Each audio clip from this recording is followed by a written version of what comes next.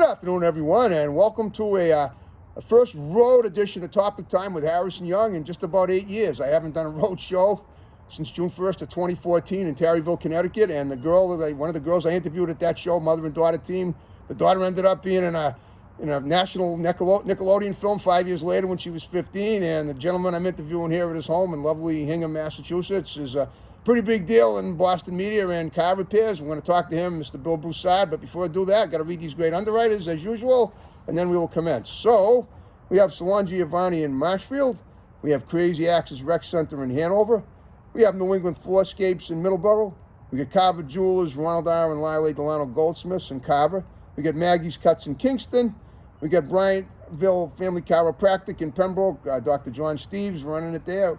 We got Pembroke Radiator in Pembroke. We got the Cornerstone Barbershop, also in Pembroke. We got Ocean Street Auto Repair and Service Incorporated in Marshfield. We got Pacini's Pizza in Middleborough. They deliver. We got Genuine's Inspection in Middleborough. We got DNS Auto Works in Abington on Route 58. We got WR Logan Excavating Incorporated in Middleborough. And we got the GUNRUNNER LLC in Middleborough, dedicated to your Second Amendment rights, where customers are friends. And on that note, I will now introduce officially Mr. Bill Brusard at his lovely home here in Hingham, and this awesome yard we got here. It's a beautiful afternoon, and so Bill, I know we tried to set this up for a while, and I'm so glad we finally made it happen, and the circumstances couldn't be more unusual, but we don't really need to cover that, why we're here today, but we're having a show, and that's what matters. What's that? Technology issues. Yeah, something like that. You can see, that's part of it. All right, well, you're a big, Mark Danner set up the interview. He contacted me a few weeks ago when he said I should interview you, and I'm more than happy to do that. I'm always looking for more guests, and it's great how people get me other guests. Word of mouth is the most prevalent way I'm getting guests of late, and that's the way I like it very much, because it means that I'm out there, and and of course we've done shows from all over the world. I ddid do an Australian Zoom show back in December of 2021, so we're everywhere now. Near and far. So Bill, so let's profile you just like I do with every guest, even though this is your home and I'm technically your guest. And so tell me about what you were like growing up, where you grew up, what how you got into auto mechanics. Tell me in depth what you're about now. In addition to that, and then we'll take it from there. So go ahead. Sure. So I grew up in a town, Milton, Massachusetts, which is a couple of towns over. Oh, I know Milton. I went to Corey College. Yep. So I was born in Cambridge, but shortly after, maybe when I was like 2 years old. Okay.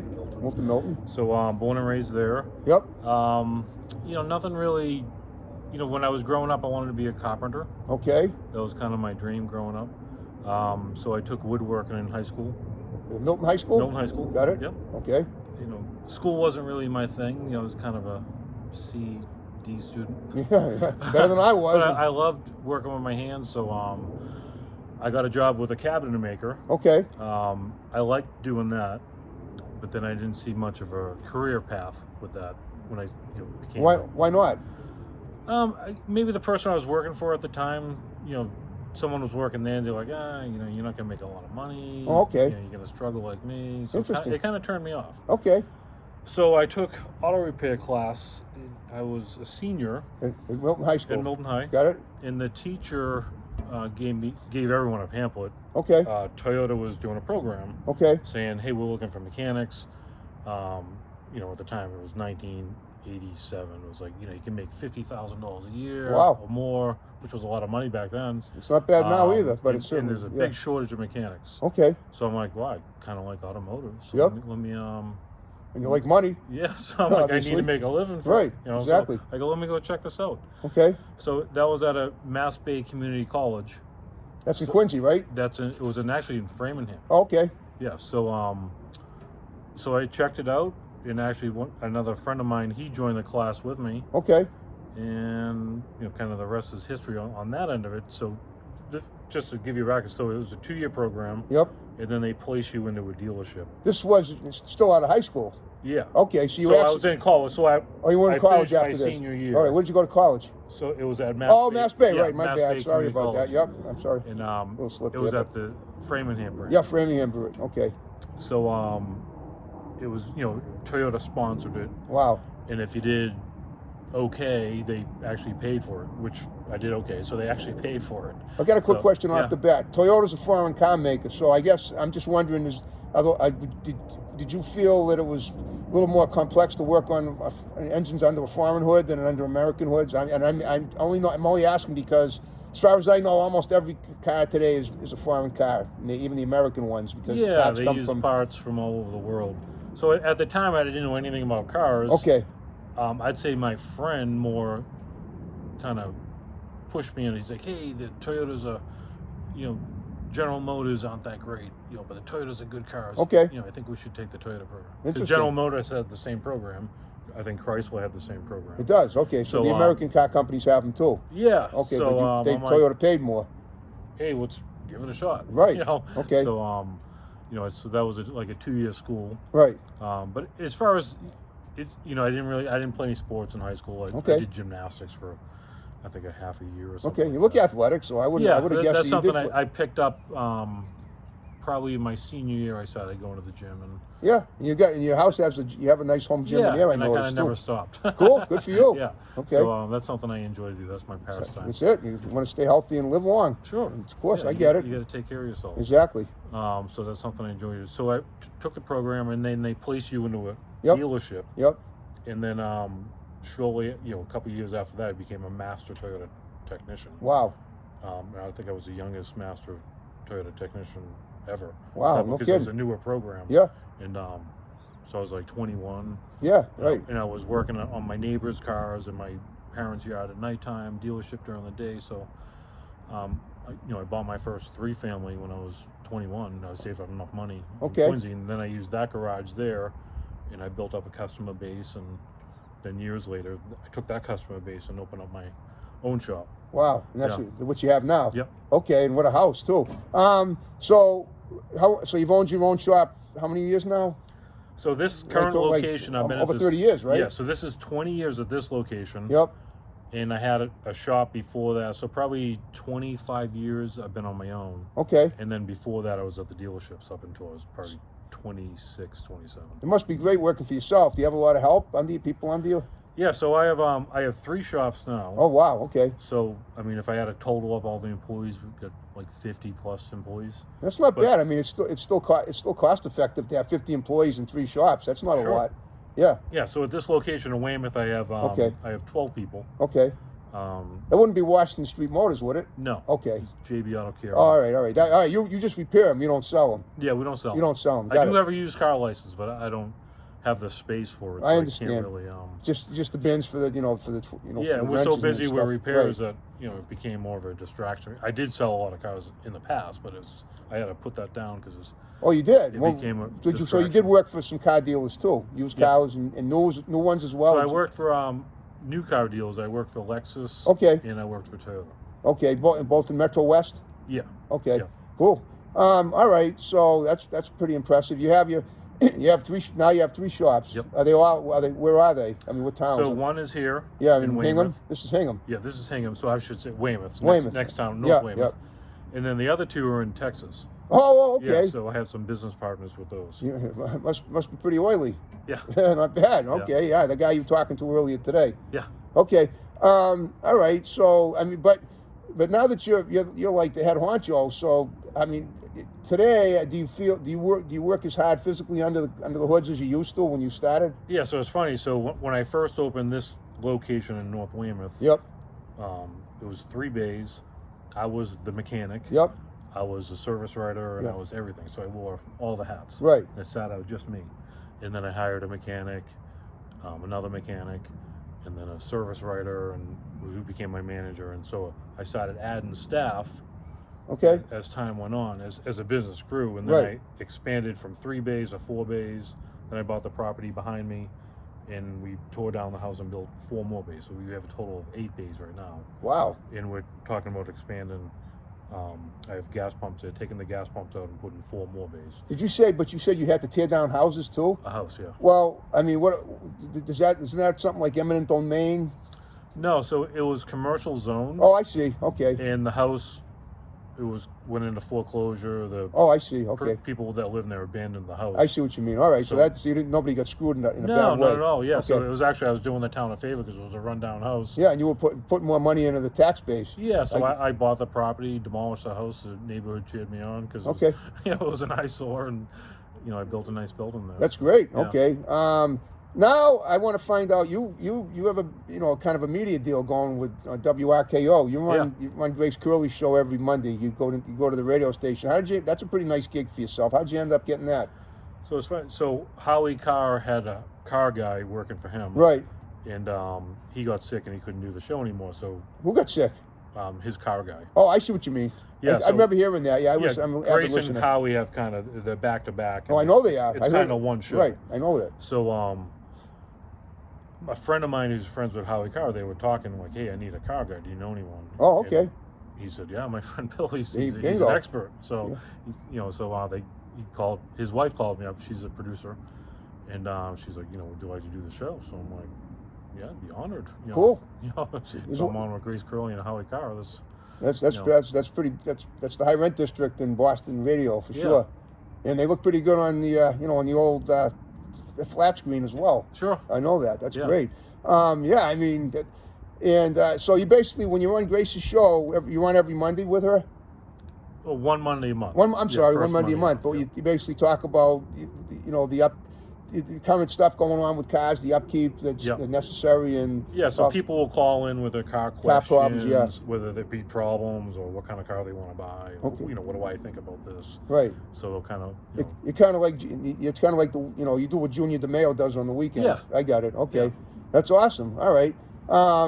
Has anybody ever called in and gotten have you ever gotten anybody a really good deal on a car or let me ask you this. Let me rephrase that. Has anyone ever called and said, thanks to you, I was putting thousands of dollars into my car. I almost had to, chuck it. But because of you, I found a way to save money and to keep the car and extend it another 4 or 5 years. I'm just wondering. So it's hard for people to call back because you go into queues. Right, I understand, but they can always. I have gotten a couple emails. People like, hey, testimonials. Thanks for the, recommendation. My car's running great now. That's awesome. Okay. Or I steered them in the right direction, and That's cool. And obviously, based on my opinion. Yeah, and have you ever thought of maybe starting your own radio show about cars too? That you can, as far as the media, I don't know where it's, where I just started. I don't know where. Oh, how long have you been doing this with Grace? I think I started in November. Okay, so you just started. Yeah. Okay, because Mark just called me like 5 weeks ago and have you to suggest you do my show. Are you tight with Ernie Bach? Good friends with him? I know Mark is. Yeah, I know Mark is. No, I don't. I bought a couple cars there, but no. Okay. Oh, I'd love to get him on the show too. I'm hoping. Yeah. Mark gave me his cell number. That's usually not what people do. I really appreciate that. Yeah. Because it's nice that he thought enough of the interview to do that. Yeah. All right. Well, so like today, you came home before 4:30 because I was here to meet you. How do you divvy up your hours for the shop for yourself? I mean, it sounds like you have things pretty good. Yeah, I have a really good management team. Okay. So I'll go in. We do a morning meeting. Yep. I'll work with them. I still get my hands dirty as far as I don't fix the cars, but I can troubleshoot cars with the technicians. Something I like to do. We check over the cars. Right. I'm kind of just more overseeing now, and then I have my office work to do with a deal with my other locations, or we do real estate deals and stuff. Oh, you do real estate deals too? In addition, I mean, just for your car deals or for just real now estate? we're focusing on car deals, but where I bought an investment property, about 3 family when I was 21. Okay. That kind of springboarded into other properties in the. Do you have a realtor's license too? No. Okay. No. So how do you manage to do that without a realtor's license? Well, I can buy properties. I'm just okay. I can't sell. I can't sell them. Yeah, I'm not a broker. I'm an investor. So. I see. Yeah. So now I'm focusing on commercial properties, and we're doing other deals. Like, in Texas, we're buying the properties that we're working off of, and then we do like 1031 exchanges. Okay. It gets a little complex. I'm sure it does. Now, how do you manage to run a business 2,000 miles away, two shops? I mean, I know you have some efficient people down there, but is that basically you just trust them to do what they have to do? Yeah. So we have a CFO there, but we also have a COO who oversees operations. Okay. And he's just got a knack with hiring really good people. Okay. So we have great teams of people. So let's say if at one location someone didn't work out, I can pull from another location and put people there. So he oversees all that. So the chances of it getting to me for even a decision like that is slim to none. Do you ever have to go down there and just oversee stuff? Yeah, we go down and check it out. And, Okay. You know, Just now, meet with the team. the guy you were talking to this morning, that was Dallas. Are both your shops in Dallas, or I mean, Texas is a big state. So he's in Houston. So oh, he's in Houston. Yeah. Okay, I thought it was Dallas. So yeah, he does all like my advertising. Right. And you know, website stuff. Okay. But so he was he worked for one of my business partners years ago, and they always kept in touch. So he could actually step into that role of COO. Okay. You know, if we ever needed someone to, you know. Okay. So we have some layers of. I know you have a hierarchy now. Yeah. There. Okay. Yeah. I mean, I don't know. I've always been suspicious. Not suspicious, but it's just hard. I always felt my father, who did very well in the mail order business, Yeah. and he literally retired at 56. And fortunately, I mean, with the family's doing pretty well. Mm-hmm. But he wanted to go back to work, and what happened was he got a partner in New Jersey, and we were in Brockton, so it's not. He felt that doing a long distance he felt that a long distance business relationship just didn't cut it. But I guess it's different for everybody. I guess. For Yeah, you. I mean, you have to know what you're getting into. Right. Yeah, I know this business like the back of my hand. Exactly. But having the right people set up Yeah. is critical to any business. Of course. So And you screened them all, I guess, right? At one point, or did you just trust your guys down there to screen them? I trust my hiring guys. Okay. You know, he hires the best of the best. He has a knack for reading people. And, Right. You know, scouting talent. Oh, I understand. Yeah. Just like baseball. Yeah. Just like from the Red Sox with Theo Epstein used to Sure. be. Right. I get it. Yeah. Okay. So when it comes to the kind of cars you repair, do you repair junk boxes as well, like all kinds? I mean, I'm assuming primarily your primary customers, really take good care of their cars, and they're, and they're in they're ship shape, Yep. spit shine, and everything. But I also get the sense that there are going to be people. I mean, do you have people also that, that whose cars break because that's what I am. I'm one of those people who doesn't treat his car as good as he should. Yeah. Doesn't take it in for maintenance when he should. And then when something happens, then suddenly he's forced to the backbone. Well, you let there. it get so bad that you got to buy a new one. Right, exactly. So I mean, I assume you have some customers like that too. Sure, not everyone's likes to maintain their car. Right. But I just try to educate them on the fact it's like what's the replacement value of replacing your car is the average car today is $48,000. Actually, I think it's 50. Wow. It changed that fast It in the is. last couple of weeks. Because I've always driven The a average Subaru. new car Wow. is 50,000. The average used car is 28,000. Yeah, definitely better to get a used car if you can. I mean, I have a. Yeah, if you can get a used car. But my point is, it's cheaper to maintain your car than to replace Then it. to replace, yeah. Yeah. So basically, it's like pay me now or pay me later. Yeah, some people are like, oh, my car's only worth $1,500. Well, it's running, but to replace it, it's $50,000. $50,000. So I don't care what it's worth on trade-in; it's the replacement value because you have to replace it. Okay. Now all right. Now the makes of cars you repair are all kinds, or are they just Toyotas?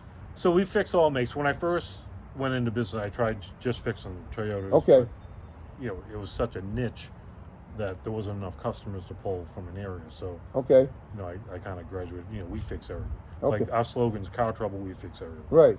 So, we don't fix like antique cars and stuff. Okay. Because you can't get parts, and they tie up a lift for a week, and Oh, I know. Yeah. You look Yeah, from so Ford that's- Model T. I understand. yeah. So Right. we deal with the customers that everyday drivers, Everyday drivers. Right. whether it's a 2-year-old car or a 20-year-old car.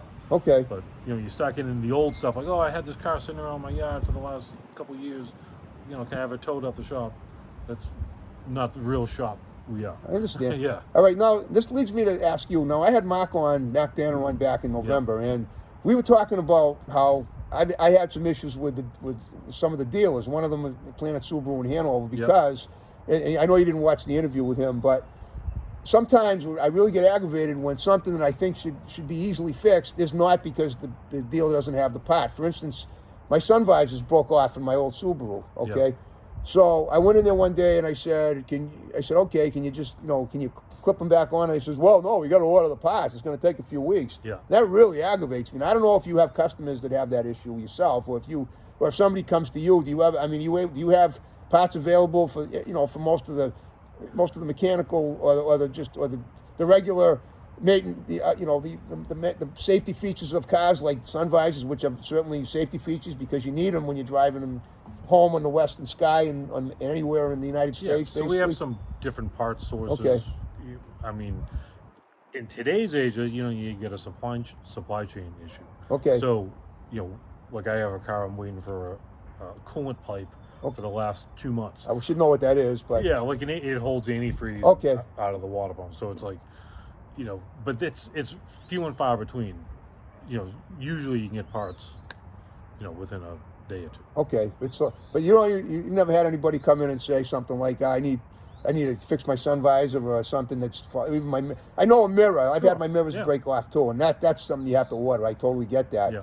But something inside the car like a sun visor, I mean, you would think that they'd be. I was literally doing like this for 3 years until I had to chuck the car because it was gone anyway. Yeah. And get another one. Fortunately, so far my sun visors in my current 2017 Subaru Isuzu have not broken. Impressure, I'm sorry, have not broken yet, and I hope they never do because I don't want. I mean, and I got this. And the other thing is now, I went I got the trading car that I have now that you saw out in the yard at Metro West Subaru, and so there was a recall on. So I'm acting like someone on Grace's show calling you in. I just want to know what you think of this. Sure. I had a recall done on the ignition something or other. I don't know. It was the ignition switch. So I brought the car in back in January on a cold wintry day, and I said to them, do me a favor when once you take care of this, can you make sure that it's going to be sticker worthy because it's due in March. I got the car in March of 2021 and I'm going to need a sticker. Yeah. And they said to me, they listed a bunch of things that should have been done that needed to be done to the car. And I always find this out whenever I go to a car dealer. You go in for to fix a hangnail, and they end up they're trying to give you brain surgery. They charge you. They said $3,100 for all the stuff. Yeah. So I didn't. You know what? All I ended up doing was getting a few new tires and getting the mirrors adjusted, and I got a sticker without any problem. That only cost maybe $800. Yeah. So the fact that I go to a dealer and they try to charge me $3,100 to make the car, just regular, just maintainable is ridiculous. Now I don't know if you've ever had people that have had this problem with their dealers as well. Have you? Yeah, I mean. And what do you tell them? And I think so. It's a misunderstood industry. Let's face it, the industry has a bad rap. Right. So one of the things we do to overcome, we take pictures, we send them people, we'll send articles on why you do what you do. Yeah. And there's also this nice to do and need to do. So you got need to do, hey, your ball joints are falling off, your tires are bald, you have to replace those for a safety inspection. Right, okay. But your transmission fluid's dirty, it's not going to be a deal breaker on, getting an inspection sticker. Right. So, okay. Or your spark plugs are old or something. So as long as your check engine light's not on. So, those are things you do to maintain your car so you can get 2, 3, sometimes 400,000 or 500,000 miles out of it. Right. It can happen. Yeah, okay. So that's where people struggle with, like, I don't want to do that stuff. Everyone wants to change your oil, but they don't want to change the other fluids because they're educated on, hey, you got to change your motor oil or your engine will see. So your transmission has oil too. Okay. Your transmission can go bad. Your differential in the back that drives the car, that has oil in it too. You need to replace that. Okay. The system has antifreeze in it.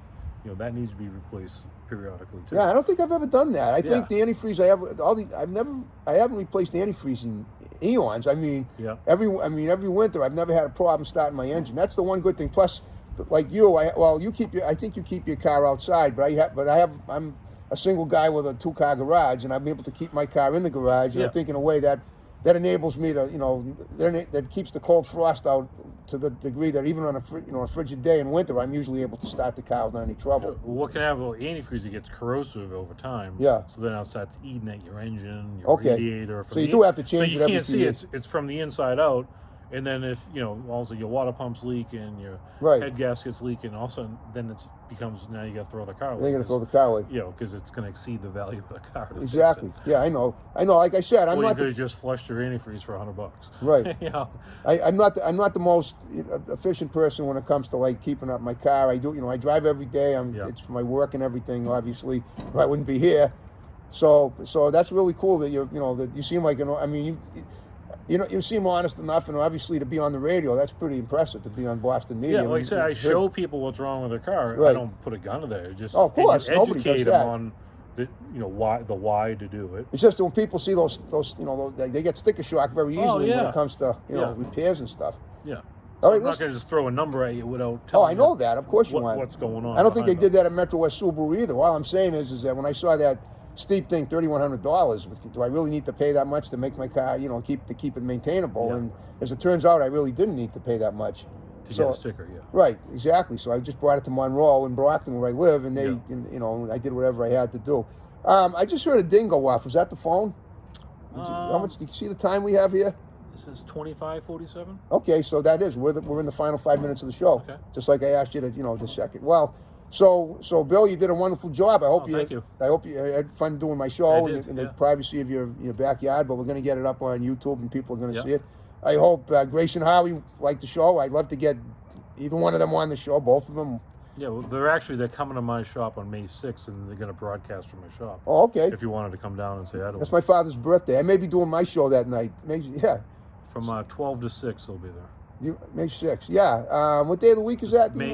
Yep. So May 6th, it's a Friday. Friday. Yeah, I might be able to do that. Yeah, you can pop by. We're going to have pizzas. My friend George Montilio from Montilio's. Oh, I know. Oh, you're good friends with him too. Yeah, he's the car guy. You're the car guy. He's the food guy. Yeah, he's a cake boss. Cake guy. I know. I actually, when I got my start in broadcast media, I was at WATD, and Ed Perry, Big Ed Perry, as we call him, the big guy over there. He's now like he's 85 almost.